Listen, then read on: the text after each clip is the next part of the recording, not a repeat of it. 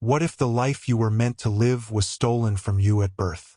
What if the daily struggle, the constant worry, the feeling of being utterly alone was all based on a lie? For one waitress, a single, frantic shift was about to unravel a secret 24 years in the making, proving that destiny, no matter how long it is denied, will always find its way home. This is a story about a silver locket, a father's buried grief, and a test of character so profound it could either shatter a young woman's spirit or reclaim her entire world. The bell above the door of the Morning Star Diner chimed with a cruel cheerfulness that Alara could never quite stomach. It was another Tuesday, another 12-hour shift, another mountain of bills waiting for her at home. She was late. A flat tire on the bus had devoured the precious 15-minute buffer she built into her morning, and now she was walking into the crosshairs of her manager, a man whose patience was as thin as the diner's coffee. "You're late, Collins," Mr. Henderson grumbled without looking up from his order pad. "I know, sir. The bus. Save it. Table 7 has been waiting. And he looks important." Alara's shoulders slumped. Important was Henderson's code for demanding and impatient. She smoothed her apron, took a deep breath to steady her frayed nerves, and grabbed a menu. Her mind was already elsewhere, calculating the cost of her mother's new medication, wondering if this week's tips would be enough to cover it. Her mother, the woman who had raised her single-handedly, was the sun in her sky, and that sun was fading behind a cloud of illness. Every dollar Alara earned was a desperate attempt to hold back the dusk. She approached table 7, a secluded booth in the corner. A man sat with his back to her, broad-shouldered in a tailored suit that cost more than her last 6 months' rent. He was staring out the window, his posture rigid. "Good morning, sir. My apologies for your wait. Can I start you off with some coffee?" Alara's voice was professional, a practiced calm she wore like a uniform. The man turned, and the full force of his presence hit her. He wasn't just wealthy. He radiated a cold, formidable power. His eyes, a startlingly pale gray, were etched with lines of chronic sorrow and impatience. This was Julian Croft, the reclusive billionaire whose face occasionally graced the pages of business magazines, a titan of industry known for his ruthless efficiency and his complete withdrawal from public life. "You're late," he stated, his voice a low rumble. It wasn't a question. It was an accusation. "Yes, sir. I am very sorry. There was an issue with my transport." "An issue?" he repeated, his lip curling with disdain. "The world does not pause for issues, young lady. Punctuality is the most basic form of respect, a concept clearly lost on your generation." Alara felt a flush of anger, hot and sharp. He didn't know her. He didn't know about the 2 jobs, the sleepless nights by her mother's bedside, the constant, grinding fear. She clenched her jaw, forcing the words out. "What can I get for you, sir?" He was about to retort, his gaze dismissive, when his eyes snagged on something. His focus narrowed, freezing on the delicate silver chain around her neck. From it hung a small, intricately carved locket in the shape of a hummingbird, its wings poised for flight. The silver was worn smooth with age, a constant, comforting weight against her skin. It was her most precious possession, the only link to a past she'd never known. Her mother had given it to her, explaining it was found with her when she was adopted as a newborn. The billionaire's face went slack. The harsh lines softened, replaced by a look of utter, disbelieving shock. His breath hitched. The air in the diner, thick with the smell of grease and coffee, suddenly felt thin and electric. He slowly raised a hand, his finger trembling as he pointed at her chest. "Where?" he whispered, his voice cracking, the formidable CO vanishing in an instant, leaving behind a man who looked profoundly broken. "Where did you get that locket?" Alara's hand flew instinctively to the hummingbird, her fingers closing around it. The familiar cold silver was a shield against the man's sudden, unnerving intensity. It was my mother's," she stammered, taken aback by the raw emotion that had shattered his icy composure. "It's been mine my whole life." Julian Croft stared at her, his pale eyes searching her face as if trying to solve an impossible puzzle. The anger was gone, replaced by a desperate, hungry curiosity that was almost more intimidating.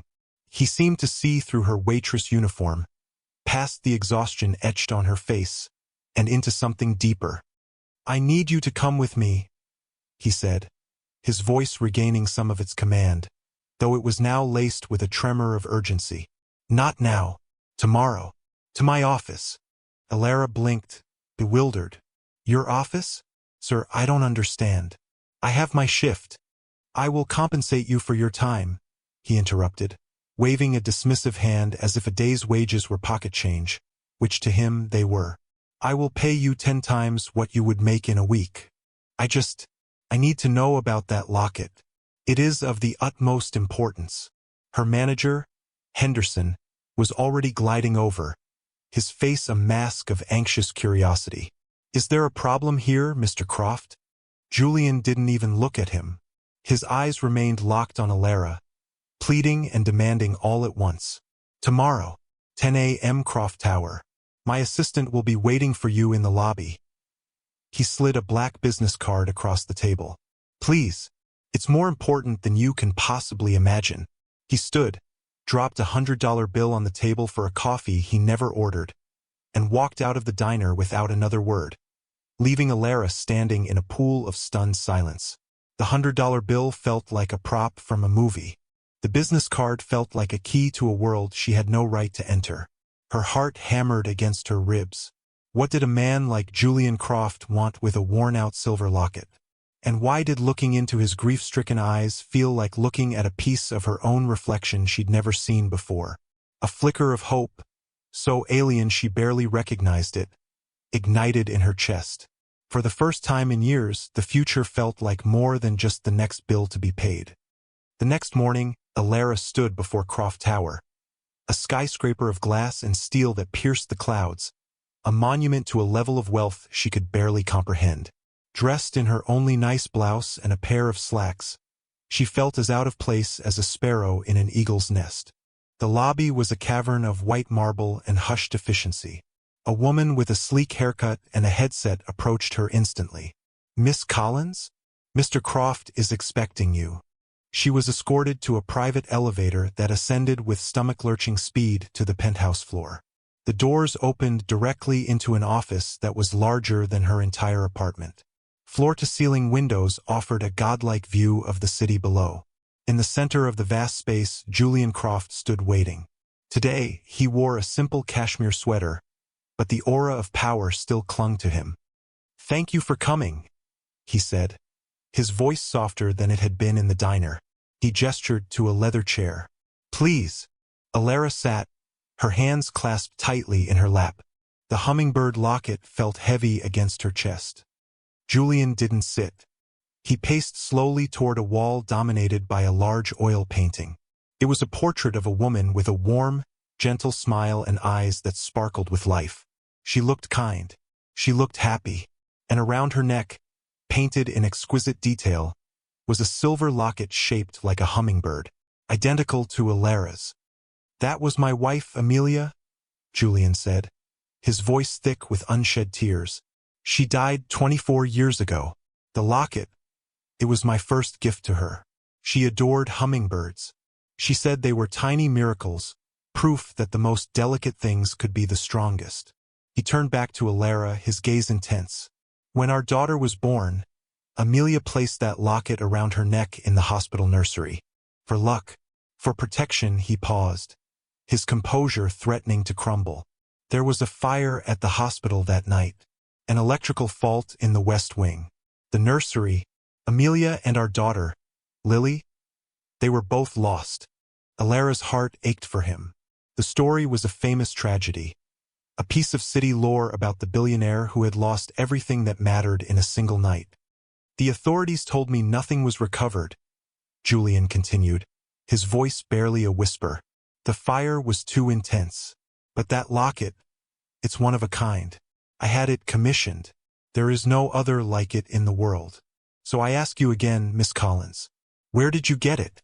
Alara swallowed hard, her own history feeling small and insignificant in the face of his immense tragedy.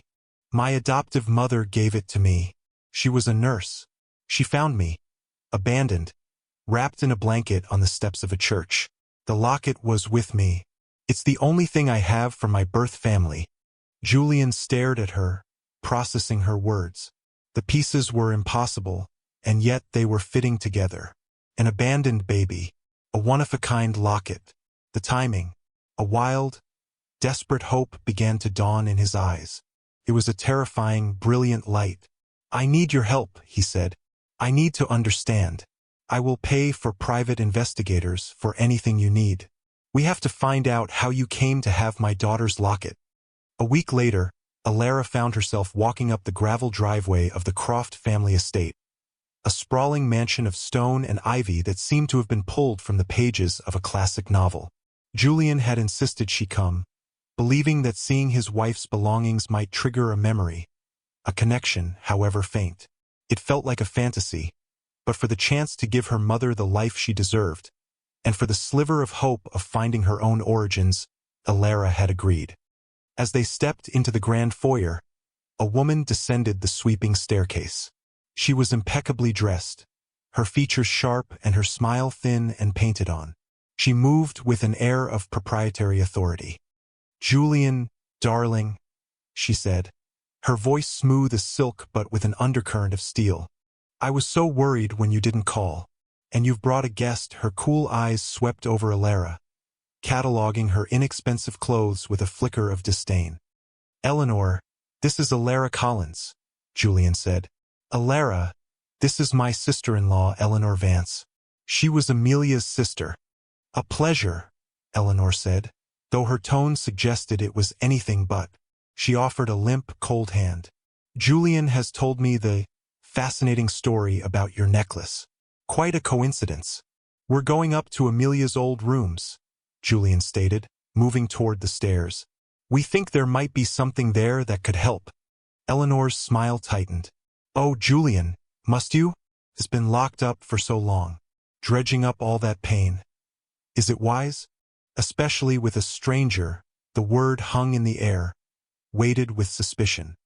"Alara is not a stranger," Julian said firmly, a protective edge to his voice that surprised them both. "She is helping me. We're going up." Eleanor's gaze hardened as she watched them ascend the stairs. Her perfectly manicured mask of concern had slipped, revealing a flash of pure, unadulterated panic.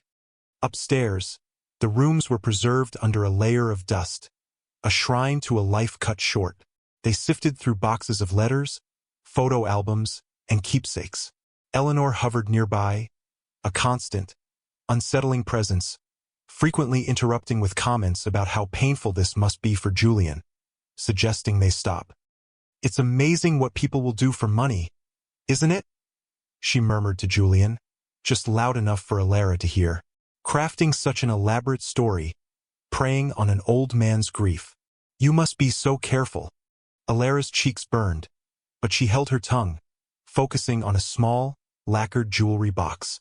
She ran her fingers along the bottom, feeling a slight ridge, a false bottom.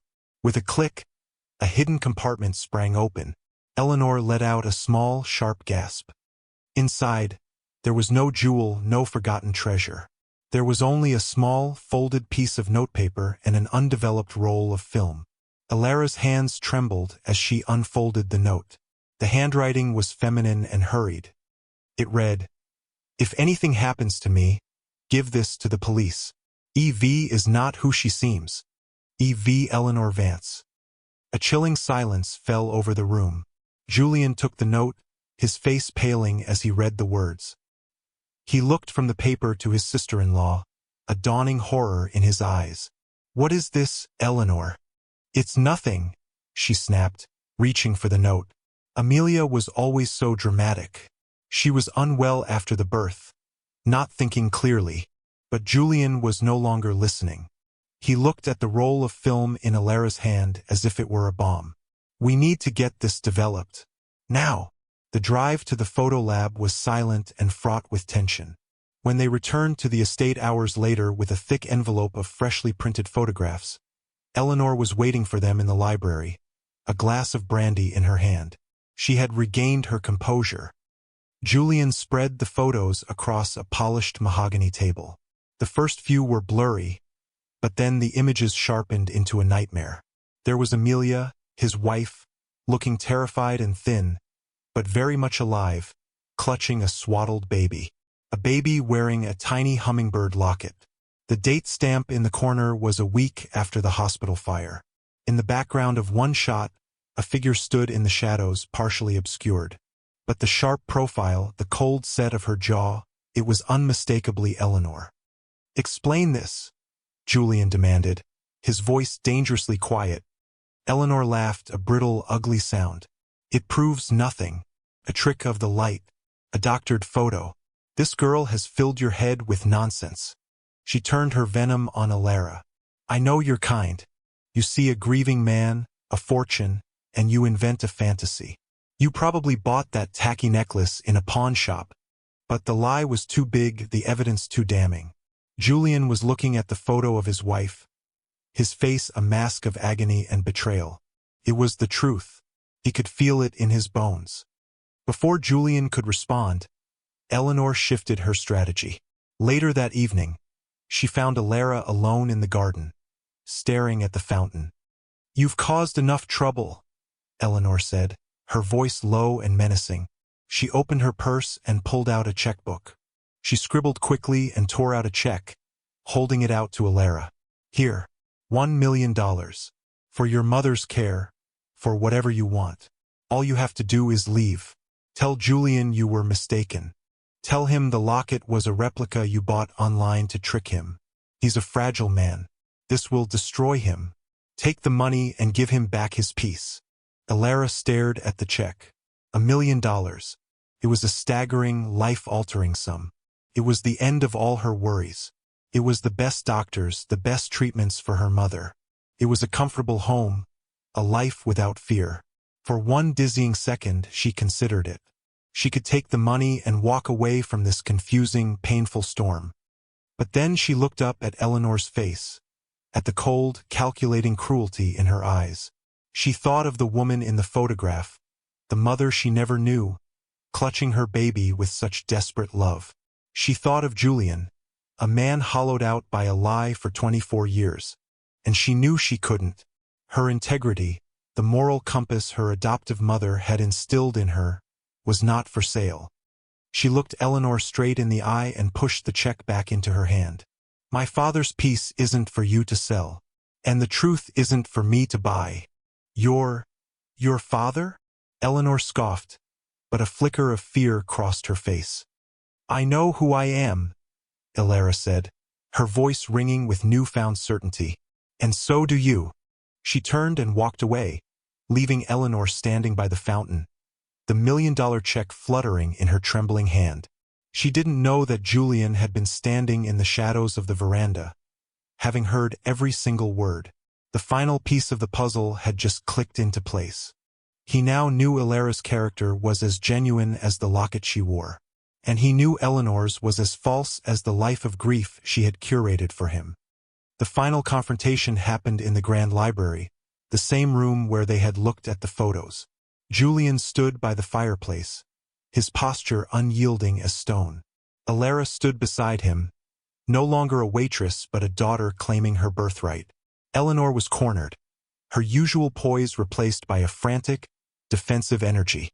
"You have been lying to me for 24 years, Julian began, his voice shaking with a fury that had been simmering for 2 decades.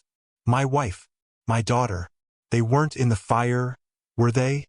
"It was a mercy, Julian," Eleanor cried, her facade of control finally shattering. "Amelia was weak. She had terrible postpartum depression. She was talking about leaving you, taking the baby. She didn't deserve you. She didn't deserve this life." The confession came pouring out, a torrent of jealousy and resentment. She admitted everything. The fire was a small, contained blaze she'd set as a diversion. In the chaos, she drugged her own sister and smuggled her and the baby out of the hospital, telling a devastated Julian they had perished. "I was going to take care of you," she spat, her words directed at Julian. I loved you more than she ever did, but she was stronger than I thought. She managed to escape with the baby. I had to track her down. Her voice dropped, the mania giving way to a cold, chilling narrative. There was a car chase, an accident. Amelia didn't make it. She glanced at Alara with pure venom. But the baby survived. A passing nurse found the wreck before my people got there. She took the child and vanished. I paid off the authorities, erased the records, and let you believe they were both gone forever. I gave you my life, Julian. I managed your home, your grief, your world. This fortune should have been mine. Julian looked at the woman he had trusted, the sister of the woman he had loved, and saw only a monster. The depth of her betrayal was bottomless. He had not just lost his family. They had been ripped from him, their memories desecrated by the very person who pretended to help him mourn. He picked up the phone on the desk and calmly dialed his head of security, then the police commissioner. You didn't just take my wife and my daughter from me, he said, his voice a low, terrifying whisper as he looked at Eleanor. You took my entire life. You left me in a tomb for 24 years while you played queen. For money. Alara stepped forward. Her own eyes filled not with rage, but with a profound and aching loss. You didn't just steal his daughter, she said, her voice clear and strong. You stole my mother. You stole my father. You stole my name. My name is Lily Croft. And that is something you can never take from me again. As security arrived to escort a screaming, defeated Eleanor from the room, Julian turned to his daughter. He looked at her, truly looked at her for the first time. Seeing his wife smile, his own determined chin, the spirit of a survivor shining in her eyes. The dam of his carefully controlled grief finally broke. Tears streamed down his face as he opened his arms, and Lily, his long-lost daughter, finally came home. In the months that followed, the world shifted on its axis. Eleanor Vance was tried and convicted, her name becoming a byword for greed and betrayal. Julian Croft, the recluse, slowly began to re-emerge, but not as a titan of industry. He emerged as a father. He spared no expense to ensure Alara's, now Lily's, adoptive mother received the finest medical care in the world. He flew her to a specialist clinic in Switzerland, where she made a remarkable recovery. Lily was there every step of the way, her heart overflowing with gratitude for the woman who had saved her life and the father who was reclaiming it. One sunny afternoon, the three of them sat in the magnificent gardens of the Croft estate. Lily's mother, radiant and healthy, sat in a comfortable chair, watching the birds. Julian sat beside his daughter on a stone bench. Your mother, Amelia, she would have loved you so much, Julian said quietly, his hand covering Lily's, his thumb gently tracing her knuckles. You have her kindness, her strength. Lily touched the hummingbird locket at her throat. For years, it had been a symbol of a past she couldn't know. Now it was a bridge between the mother who gave her life and the mother who had saved it. A symbol of a love so powerful it had crossed decades of lies to bring her home. The weight of it was no longer just comforting. It was whole. The story of Lily Croft is a testament to the enduring power of truth. It reminds us that while greed can build empires and lies can create prisons of grief, they are no match for the simple, unbreakable bond of family. A person's true worth is not measured in wealth or status, but in their integrity, their resilience, and their capacity to love, even in the face of unimaginable hardship.